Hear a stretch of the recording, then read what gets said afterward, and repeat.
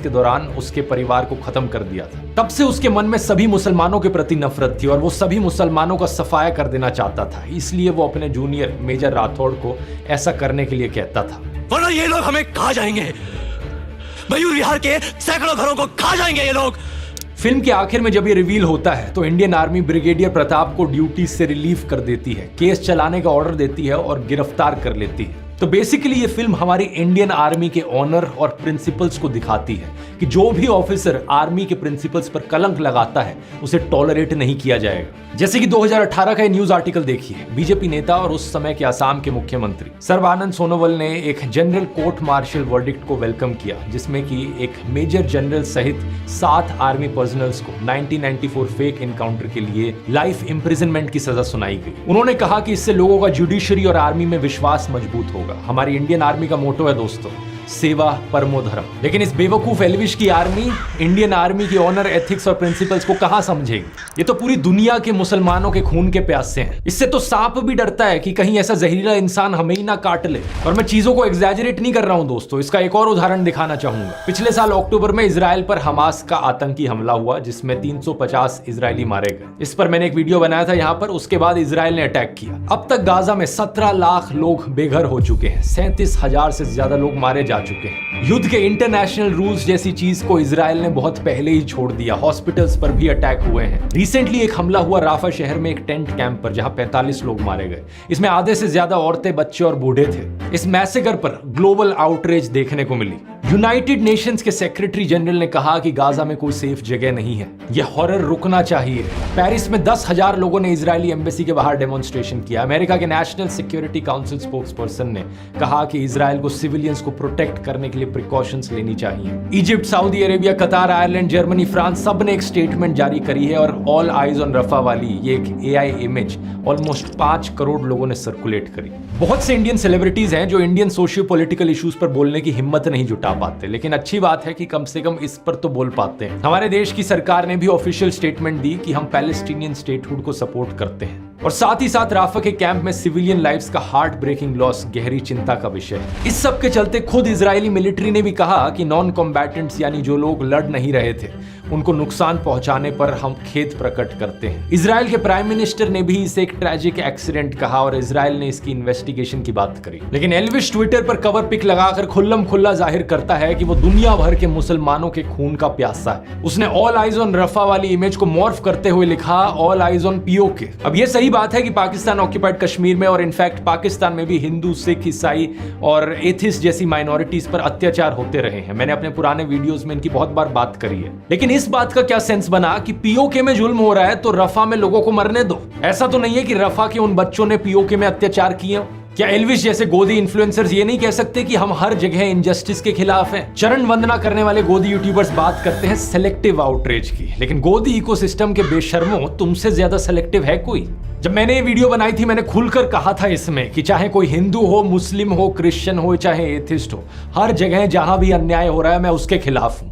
लेकिन मैं चैलेंज करता हूं इन गोदी इन्फ्लुएंसर्स को ये बोलकर दिखा दें। सच बात यह है कि ये हर अन्याय के खिलाफ नहीं है। इनके मन में नफरत भरी हुई है एक कम्युनिटी को लेकर और उस कम्युनिटी के खिलाफ ये लोग दिन रात जहर उगलते हैं। लेकिन इसका मतलब ये नहीं कि अपनी कम्युनिटी की चिंता करते हो। इस उम्मीद को तो छोड़ ही दीजिए कि एल्विश कभी किसी मुसलमान औरत के खिलाफ हो रहे अत्याचार पर आवाज उठाएगा। ये हिंदू औरतों के लिए भी आवाज नहीं उठाएगा अगर इसे अपना बेनिफिट ना दिखे तो। जैसे कि मणिपुर का एग्जाम्पल लेकर देख लीजिए, इतने समय से लोग मर रहे हैं वहां पर, पूरा देश शॉक्ड है इसको लेकर, लेकिन एल्विश यादव को इससे कोई मतलब नहीं। 250 दिन तक कश्मीरी पंडित स्ट्राइक पर बैठे रहे, क्या एल्विश ने आवाज उठाई? नहीं। कश्मीरी पंडितों की बात ये गोदी इकोसिस्टम सिर्फ तभी करता है जब मुसलमानों को बीच में इन्वॉल्व करना हो। याद रखिए दोस्तों, जब नोकाली में दंगे हुए थे वहां हिंदुओं को बचाने के लिए महात्मा गांधी गए थे, गोडसे नहीं गया था।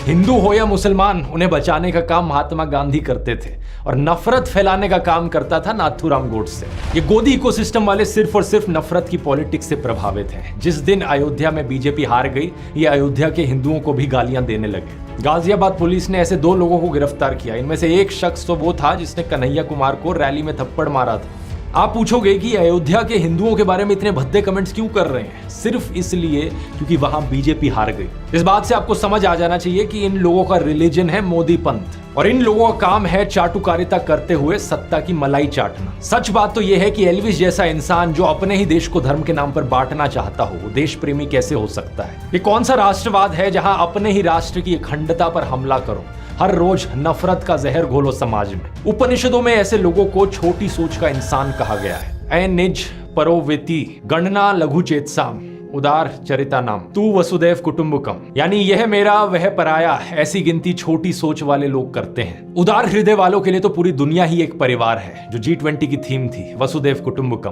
अब पूरी दुनिया को परिवार मानो, इस सोच को तो कहां एल्विस समझ पाएगा, लेकिन कम से कम देश को तो मत तोड़ना। इतने बुरे नहीं है इस देश के मुसलमान, देख कि जरा क्या कहते हैं। नरेंद्र मोदी जी कहते हैं ना कि भाई मुसलमान आ जाएंगे तो ये हो जाएगा। मैं कहता हूँ एक भी मुसलमान को आप नौकरी मत दो, आप देश के तमाम हिंदुओं को नौकरी दो, हम लोग ठेली लगा लेंगे, ठीक है ना? आप मेरे तमाम हिंदू भाइयों को नौकरी दो, लेकिन दो तो सही। हमारा भी कर्तव्य है मुसलमानों का, सिख का, ईसाई का, कि अपने भाई को खतरे से बाहर निकाले। हाँ नहीं क्या करें, इस गली में मैं अकेला हिंदू, कुछ खतरा नहीं है। खतरा नहीं है फालतू का अगवा है, किसी बात का खतरा नहीं है। सिंपल सी बात है कि किसी भी रिलीजन का जो भी इंसान गलत करे, हमारा लॉ एंड ऑर्डर उस पर एक्शन ले और बाकी सभी लोग देश में शांति से रह सके। इतनी सिंपल सी बात तो समझ ले, अपने यहाँ डाल ले।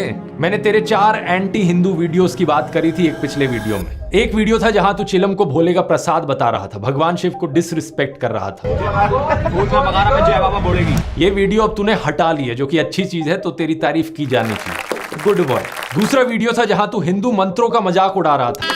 और पंडित सेक्सी मंत्र पढ़ का भी ब्याह करवा दे जल्दी, सेक्सी मंत्र पढ़ का भी ब्याह करवा दे जल्दी। वो वीडियो भी अब तूने हटा ली है, फिर से गुड बॉय।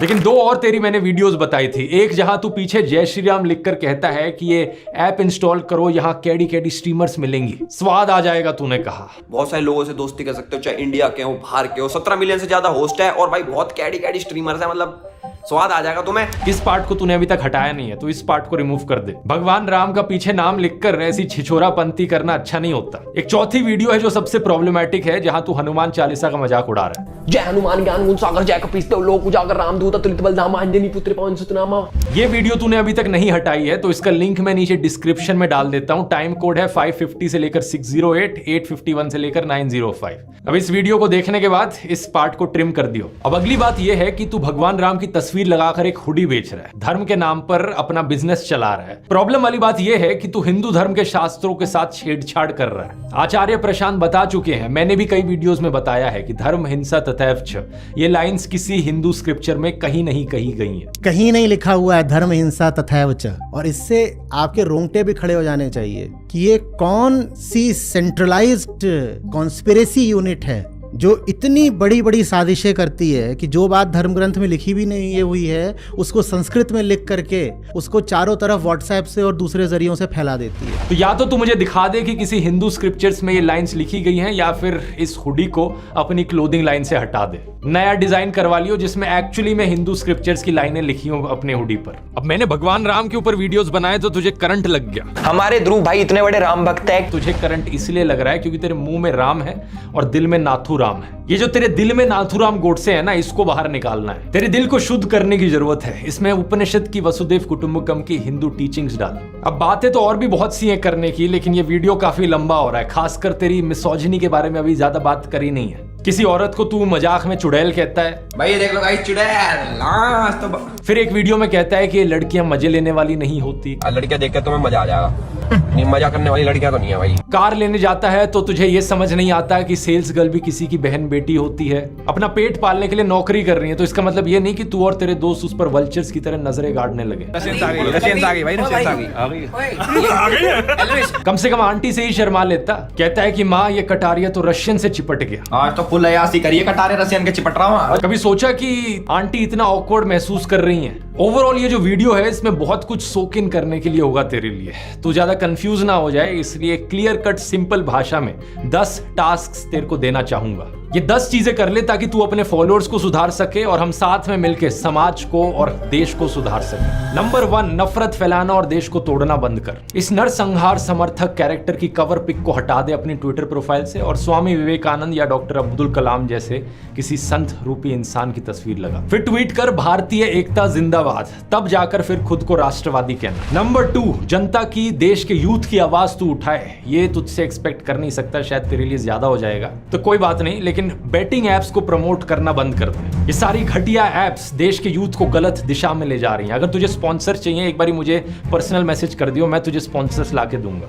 नंबर 3, जो एंटी हिंदू वीडियोस हैं तेरे चैनल पर, भगवान राम का नाम लेकर जो छिछोरापंथी करने वाली वीडियोस हैं और हनुमान चालीसा का मजाक उड़ाने वाली वीडियोस हैं, उन